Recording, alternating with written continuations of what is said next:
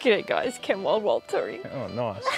G'day guys, Cam Wild Touring. Welcome to this week's episode. Off the back of last week, showing you guys a brand new van and chatting about how we ended up with it and a bit of a chat about our lap next year and stuff like that. We basically got smashed with comments on that video. Lots of questions.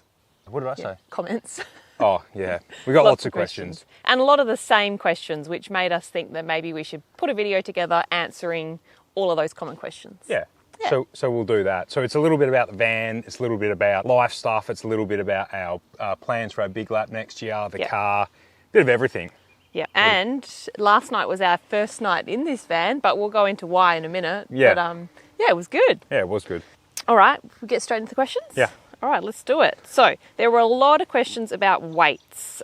We did mention the tear weight, but you didn't mention the ATM, the payload, all of that sort of stuff. Yeah, so as I said, the tear weight is 2850 and the ATM, the total max weight, is 3500, which gives us 650 kilos of payload. Like I said, next ones are going to come out a little bit lighter with some changes to the chassis and with some changes to cabinetry inside. But also remember that ours at 2850 tear is at fully optioned out. So that's with a heap of add-ons. If that was too heavy for you with your combination, then you just would be selective about what add-ons you put on. Yeah, less water tanks, all of that sort of stuff. Yeah, but we're super weight conscious, as in like I obsess over weights. Yeah. And I know we've had a few different setups and I know how much we need, like payload wise for us, and we're going to be absolutely sweet. But what we will do is we'll load it up, we'll weigh it, and I'll show you those results in the video. We have found from previous experience, it doesn't seem to matter if you're going away for 1 week or 1 year. Yeah. You always sort of need the same amount of gear. Well, we do anyway. And we've always found that sweet spot was about 500 to 600 kilos. Yeah, around the 600 kilo mark. Yeah. Okay, so there were lots of questions about price, and we did mention the price. We said it was 130 grand as standard. Our one was spec'd up to about 145,000. And then there were questions about what were those additions that we added. So we do have a list. The additions were barbecue slide, Boss stabilizer legs and the jockey, the bike rack, the firewood racks, 4 Sirocco fans, the SOG system on the toilet. We got a tyre upgrade to maxi tyres. We upgraded the mattress to a pillow top, the Gusto DRS, usually it comes standard with a Dometic, and then the power system, which I'll let you run through.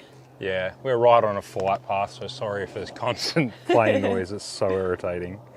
Yeah, so the battery system that this one as standard would come with would be 600 watts of solar, 480 amp hour battery bank, a 2000 watt red arc inverter, and a 100 amp red arc manager charger. So ours is spec'd up with 1000 watts of solar, a 600 amp hour battery bank, and a 3000 watt inverter. But that system is standard, the electrical system that it comes with at the 130 grand price point, as a standard battery system, it's actually very, very good. Very good. Ours is spec'd right up, but even the standard one is absolutely enough or more than most people need.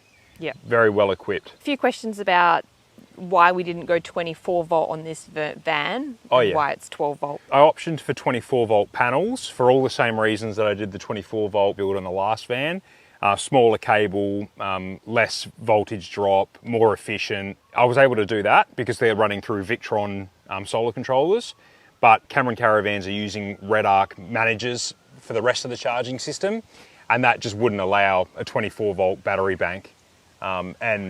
Yeah, they were willing to let me do the solar panels and the bigger battery bank, but I kept it in 12 volt wiring to suit the charging system they already had.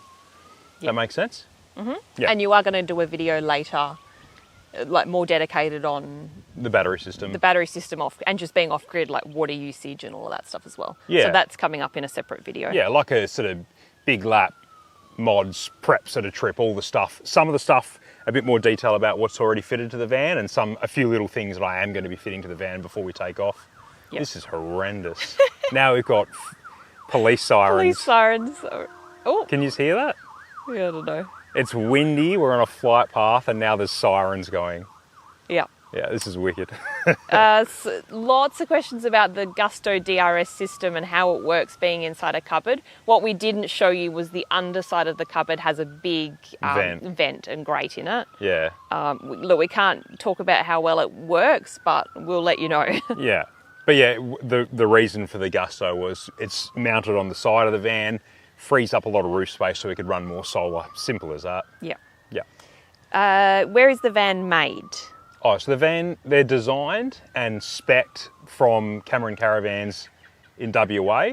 They're manufactured in China, so China are doing the chassis and the body and the cabinetry, and then when they arrive in WA, they're getting the full fit out. So all the wheels and suspension and stuff go on. I think some of the appliances are done here, and they're all completely wired here, and plumbed and gassed and all that sort of stuff's done here. Yeah. Yeah, so they're sort of fitted out here, if you like. Now, there is some controversy around vans being made in China. Yeah, people love to hate that. Yeah, look, we have no hesitation at all. We've had, 3? Yeah, so we've had an Australian camper trailer. Yes. We've had a Chinese camper trailer. Yes. We've had 2 Australian caravans. Yes. And we've had 2 Chinese caravans now. Yes. And honestly, we can only talk from our own personal experience. That's all you can do. And I can honestly say in every instance, the imported stuff has been better build quality. Yeah. And we've had less dramas with it.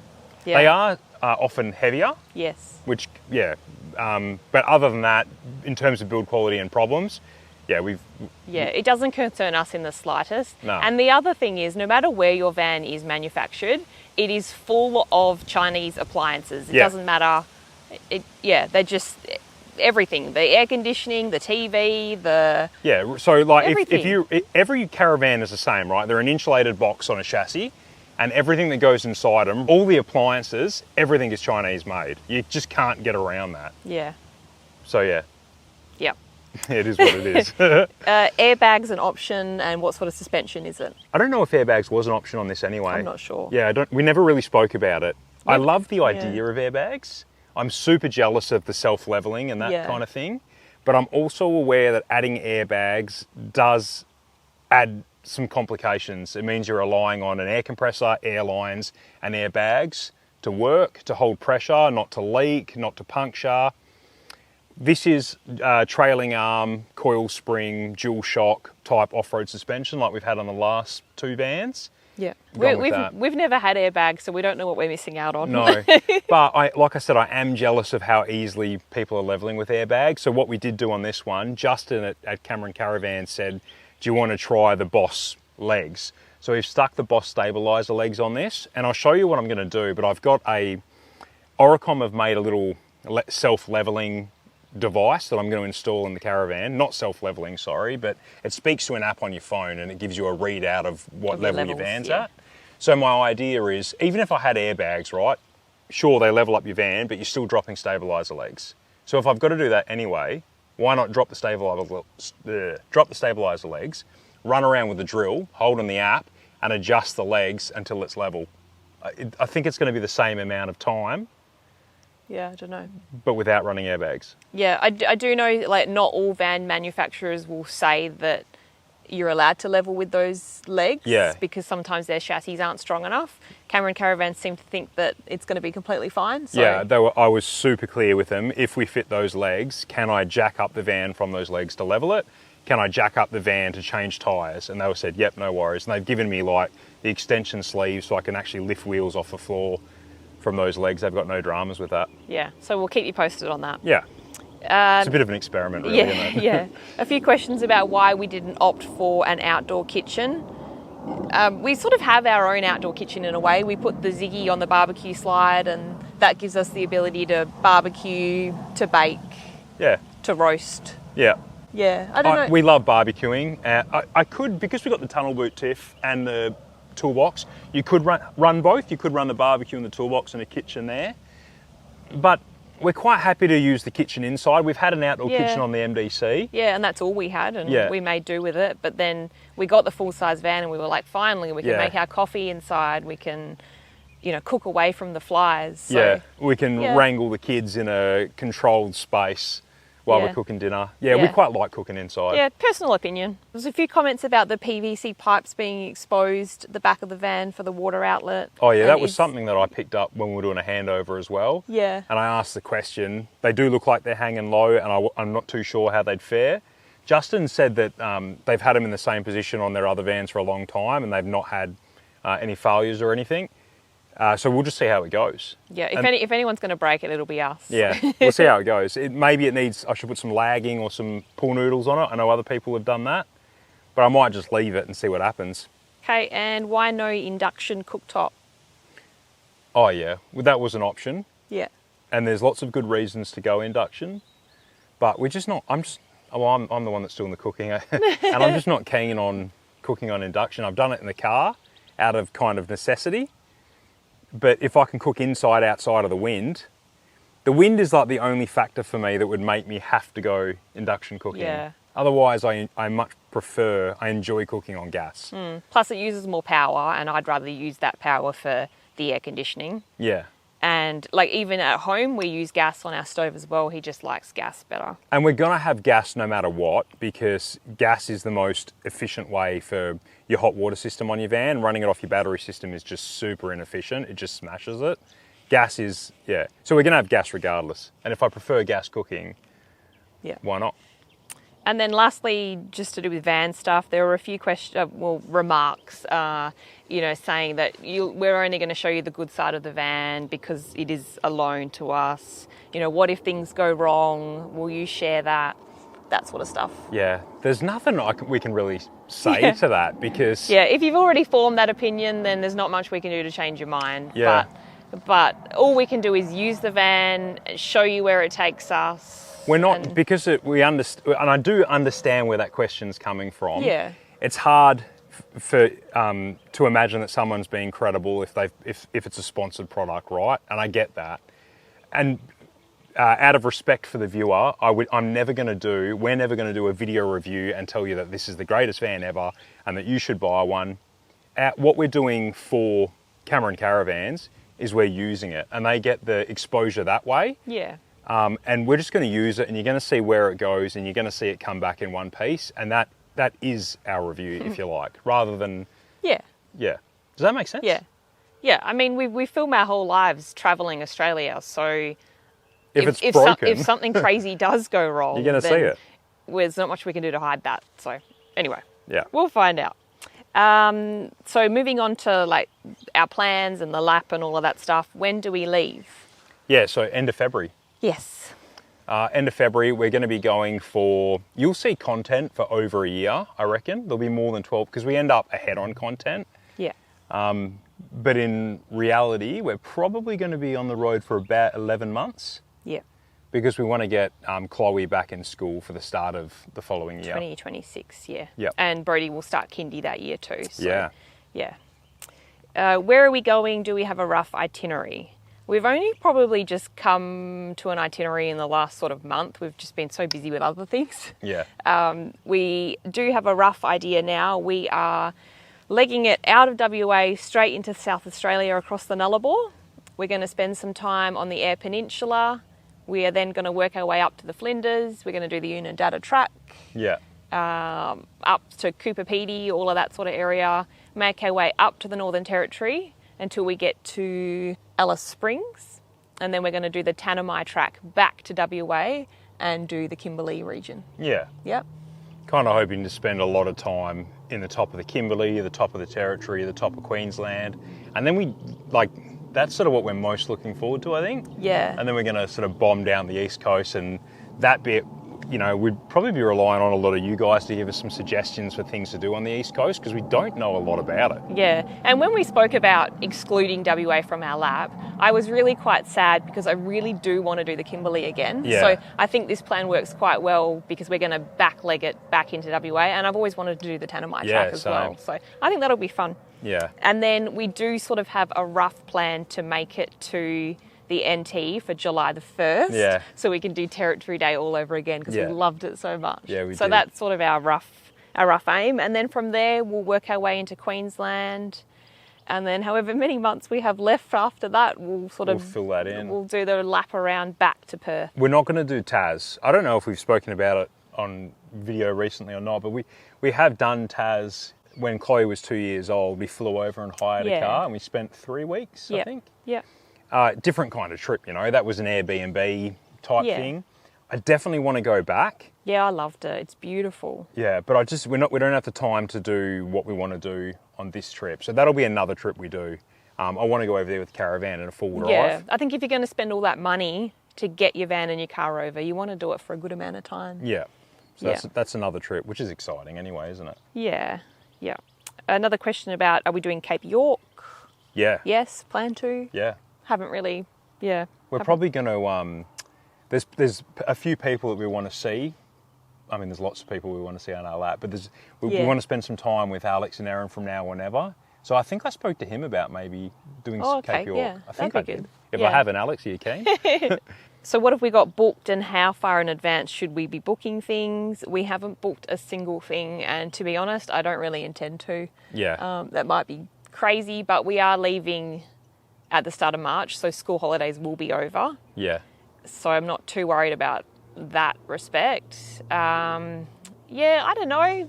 We probably should book some things, but at the same time, I'm just like, if something's full, we'll just move on to the next place. Yeah. Having said that, though, if you're planning to do any of WA in peak season or school holidays, do book. Like all that Ningaloo coast. Yeah, the national parks do book up. Yeah. Yeah.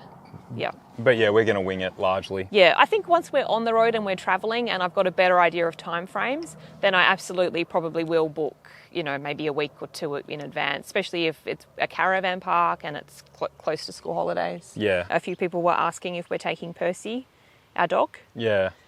We don't intend to. Yeah. We do have a few options for people to babysit him. So yeah, I think he'll stay behind. That's the plan. If it falls through, he's coming with us. Yeah. It's really limiting with a dog, especially with national parks and, just ducking out to the shop and all of those sorts of things. You can make it work if you want to. Yeah. Yeah, I feel like we've spoken heaps and heaps about it, and we feel like he would end up spending a lot of time in the car on travel days, and he'd end up spending a lot of time in the caravan with the aircon on while we're out at national parks or doing touristy stuff that we couldn't take him on. Yeah. Yeah. So we think it would be better for him, if it works out the way we're planning to, staying with friends and family. Yep. Are we taking a tinny? Not on this one. Yeah, it's something you that we've... finally accepted that you're not having your boat. Yeah, it's something, because I'm the only one who's into it, it's a lot of weight and expense and stuffing around. Tiff's she doesn't like boating, she doesn't like fishing. The kids aren't really into it, they just don't have the attention span. So rather than taking a tinny on the lap, instead I bought the bigger boat, and that's stuff that I'll do, with my mates from home that are into boating. As we're going, I will, when I see people in parks or camps that do have boats, I'm going to be coming up to you and flirting with you, hoping to get out on your boat. And I might hire some boats in some places. Yeah, that's always an option. Yeah. Yeah. And we're not really doing, like, a lot of the stuff you love, like the boating that you love to do in WA, we're not going to any of those places. I think the top of Queensland's pretty epic for boating too. Yeah. But yeah. Yeah. See what happens. Biggest tip to make the lap happen and means of income whilst travelling. I guess it's different for every person. It's a little bit different for us because this is sort of our business as well. Yeah. So that's how we make our income. But I know there's definitely lots of jobs as you travel around. And we've got mates that do that, like Jed and Kel. They work their way around as they're travelling. Yeah. Yeah. Yeah. I don't know, like in terms of making it happen, I think for us, we've always just set a date and just work towards it. And I think that's it. I reckon set a date. Yeah. And then you have to... We're like that with everything. We've done that recently with other stuff, with this house stuff. Yeah. Nothing starts to happen until you set a date, and then you get close to it and the pressure starts to build, and then you'll be amazed what you can pull off. Yeah, like you've got that deadline. Yeah, it motivates you to get things done. Yeah. And on the financing thing, I think we will put posts up, or we'll mention in videos, I think, how much, what our budget has worked out to, because I'm interested to see as well. Yeah, I'm interested because, so we did 6 months in 2020 and we budgeted everything. And what did we spend? It was roughly $1,000. I think it was about $1,200 Yeah, I was a going week. to say that. Now, from what I've heard recently, it's almost doubled. So yeah, I'd be interested to know what the difference is now, 5 years on. See, that's crazy. Because back then it was 50 grand to do a year. Yeah. And now it's 100 grand to do a year. Yeah. That is a crazy amount of money. It is, yeah. The other thing I was going to mention as well was in 2020 when we did the 6 months, we didn't make any money from this channel. We had a little bit of YouTube income. Oh, bugger all. Yeah, Almost we nothing. didn't sell our own merch or anything like that. So back then, when we did it, we had just saved a set amount of money, and we both took leave from work. So Cam was on long service leave, and I took some annual leave, and then went on leave without pay. So there's definitely that option as well. Like if your work are willing to do salary sacrificing. Yeah. No, that's not what it's called. Well, sort of. Like this lap that we're doing now, initially our plan was, a lot of government employees like us have this scheme where you can do 4 years at 80% pay and you get your 5th year off at 80% pay.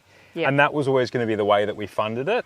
Things happened and I ended up leaving my job last year. Yeah, so that's something that we've never mentioned on this channel since then, is Cam's actually doing this YouTube full time now. Yeah. Yeah, I'm still working. I think we never really spoke about it because that was not the plan. It just kind of happened. Yeah. And then I was not relying on YouTube so much. Like I was fully under the expectation that I would just to sort of see how things go, take it as it comes. I was quite happy to go back into work. Probably not the same job, but something else. Yeah. Something in this sort of industry, because I do enjoy filming and full driving, caravanning, boating, all that kind of stuff. So yeah, but it's been like 18 months or something now, and we've got the year off. So, but again, I'll reassess when we get back from the lap. I might have to get a real job. And I still have my job, and so I'll be going on long service leave. And that's why we're leaving 1st of March, because my long service leave doesn't kick in till then. And you can do things like we're going to do, like taking long service leave at half pay. Yep. Yeah. Yeah, there's lots of different ways to get around it. Yeah. A few people asked about iPads and apps to keep them entertained in the car. Look, I'm the first to admit that I will happily hand over the iPads to the kids in the car to keep them occupied. They love watching, probably YouTube Kids is the biggest thing that keeps them entertained. Yeah, they love it. Yeah. The YouTube Kids is pretty good too because it downloads offline. It does, yeah. Yeah. Yeah, so if you've just got your kids on normal YouTube, download the YouTube Kids app. It's a lot more user-friendly for them. And yeah, like Cam said, it automatically downloads a whole selection of offline stuff. So as soon as there's no internet connection, it pops up for them. And it also blocks channels that YouTube think is not appropriate for kids. And it seems to be quite good at doing that. Yeah. And then on the note of iPads and all that sort of stuff is schooling as well. So Chloe will be going into year 3. Brodie's not yet schooling age. So we have, I did put a story up on Instagram a few weeks ago asking for recommendations for homeschooling or distance ed. There are a few different options. I'm only speaking about WA. So there is SIDE, which is the department endorsed distance education. I did speak to them directly, and from what I could gather, it was just too much of a workload. What was the contact time they wanted? They wanted roughly 4 to 5 hours of online time a day. So whether they're, plugged into like a Zoom call or they're doing their work on the computer, which I just think is absolutely crazy. That's more than they'd be doing at school. I feel like that was probably more structured for kids that are living rurally. Like if you're out on a cattle station somewhere and your kids can sit in a room at a designated time in front of a computer and do 4 to 6 hours, that works. Yeah. But if sometimes we've got a travel day, sometimes we've got no internet, some days the weather's awesome and we want to take the kids up for a hike or whatever, it makes that difficult and they'd end up missing a lot of that contact time. Yeah. So you found another alternative. Yeah, so there is also homeschooling as well, but you need to come up with your own curriculum. Which would suit a teacher or something if you've got teaching experience. Yeah, that's just not me. I want instructions. I want to be given something and told this is what you need to complete. Because we want to get it right. We don't want to disadvantage Chloe. Yeah. And then the other ones that were recommended the most was a place called UCAR, which I think is Australia-wide, and School of the Air, which is WA. There's a few different locations around WA, but School of the Air was probably the one that was recommended to me the most. I did make contact with Kimberley and Kalgoorlie School of the Air. They both seem fantastic. They say roughly 2 hours, 1 to 2 hours a day of work. Yeah. And then once a week they have an online check-in with their teacher, whether that be half an hour, that sort of thing. And that's one-on-one time with the teacher. Yeah. And from the lady that we spoke to, seemed really flexible about that. She said, if you've got stuff on, just work out a day with me and we can tee it up. Just seemed a lot more flexible. Yeah, I think they understood the travelling family's sort of space a little bit better than Side did. So we went with School of the Air. And then on top of that, reading books. Yeah. Chloe, we read to Brodie, Chloe reads to us. Chloe's going to do some journaling. Yeah. Write about what she did every day. And there's a couple of reasons for that. It's good practice. But also, we want her to look back on that. Yeah, I've also, for Christmas, I've bought her a Polaroid camera. Yeah. So she can take photos, print them out immediately, and then stick them in her journal as well. So that's the plan. Yeah. But I'll definitely let you know how we end up with School of the Air and, what we think of it. Because that is something that I struggle to find information on. And then will we have merch available whilst we're travelling? Yeah, we will, not everything. We can't manage it from in the caravan while we're travelling. Just wouldn't work. We don't have the space. No. Friends of ours are going to help us out with managing that for us. So anyway, they'll send stuff from Perth for us. Yeah. But you probably, if you've bought merch recently, you would see that we have quite a lot of things on clearance at the moment. Yeah. Just to try and reduce our stock levels because, we aren't going to have everything available. Yeah. Oh, but it will still be always through our website. Yes. That's never changing. Yes. So there are a few questions on the car now. The Yokohama tyres, do you still rate them? Are you happy with them? Yeah. Put nearly 40,000 Ks on them and they're going really good. We stuck Maxis on the van, just something different. But yeah, the Yokies have been great. Yeah. Lots of questions about oil usage, 300 series. Are you concerned about the reliability of your car? Yeah. So if you don't know, the long and short of it is Toyota recommend a 020 weight oil for the cruisers, which is probably fine for cooler climates if you're not working and you're not, towing heavy things or working your car too hard. But in the manual, if you looked at the Toyota manual, it does say for extreme conditions, which is like higher ambient, like hotter temperatures, towing, sticking big wheels on them, going full driving on the beaches, like high RPM, higher load sort of driving, they do recommend to put a heavier weight oil. I think they recommend a 530. But I think people that have been getting their cars serviced by Toyota, I'm speculating there. But anyway, all I can say is that I would never put 020 oil in my car for what I do with it. So Toyota don't service my car. As you know, I go to AGD and I go to an expert because he's an expert in that kind of stuff so that I don't have to be. And Aaron has always put a heavier weight oil in my car. So I don't have any concerns about the oil I've been running. I'll continue to run what I've been running. I do think you do have a little bit more uncertainty with this car just because there's so much more tech in it that you're not used to. Not with like catastrophic engine failure from oil degrading, but more those codes that pop up and like you said, too much tech. All the codes and that sort of stuff's annoying, but I don't think there's any way around that though. All new cars have that. Yeah. And then just another one on the car. I don't know why, but we get this question all the time: is what hitch you're using? Oh yeah. Oh, I don't even know. It was from a mob in Bibra Lake. Was it Mr. Hitches? Mr. Hitches? Yeah, Mr. Hitches. They're based in Bibra Lake. We'll do a pop-up of what it is on the screen now. Yeah, we have nothing to do with them. You needed one in a hurry and that was the only one you could find. No, but I've been going back there for a few years. Yeah. They sorted out the D-Max as well. Yeah. They just did a really good drop hit, so it's like over-engineered for what we're doing. And then we've just got a few last questions just on future plans. So, as you know, this is a loan van. People wanting to know what are we going to do after the lap's finished? Will we buy another van? Will we build something else? Look, we don't really know. Nah, we're just playing it. Yeah, that's like... What's the saying? Playing it... Playing it. By ear? Playing by ear. Is that right? Yeah. Yeah, anyway, we don't know what we're doing. I don't plan too far in ahead. I just figure that's next year or the year after's problem. I've got other things to worry about in the meantime. Yeah. Yeah. Who knows? But yeah, there's no we're not buying this off them or anything like that. We'll give this back to them and then we'll reassess. Yeah, and we could have kept the Willow and then used that after we handed this one back, but that sort of ties into the next question about what we're doing with our house and why we sold the Willow. Yeah. So we initially had planned to rent our house while we were travelling next year.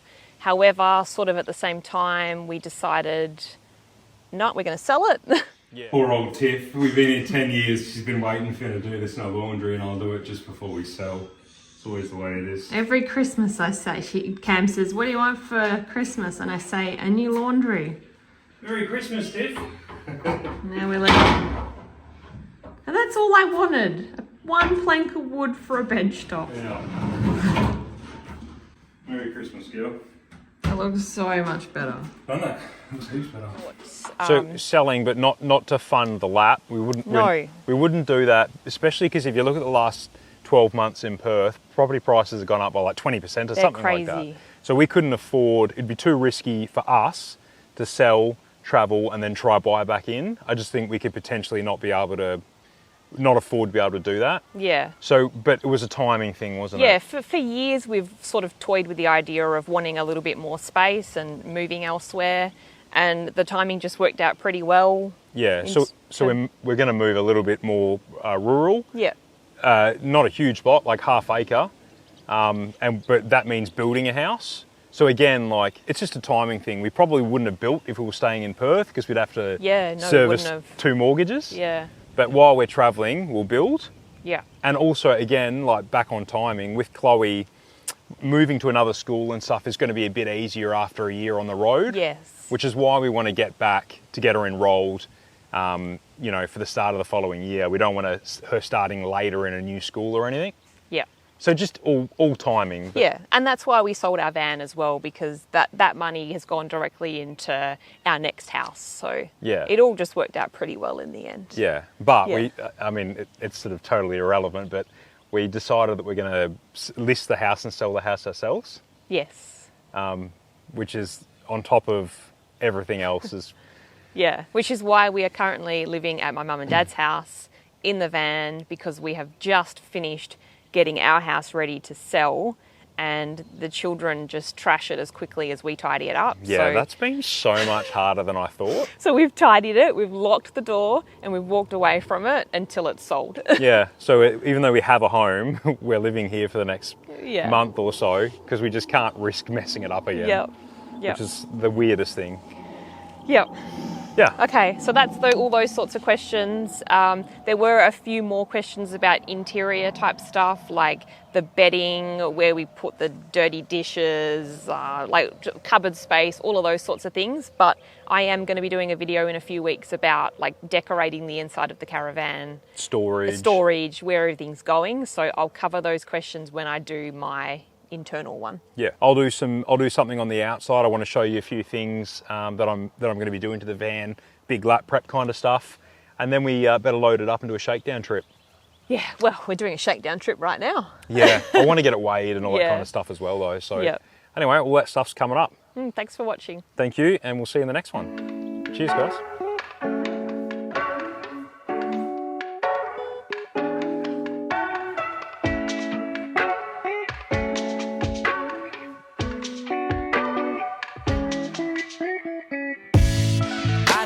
I'm lucky, man, but I don't feel lucky, man. Why can't I feel what I know?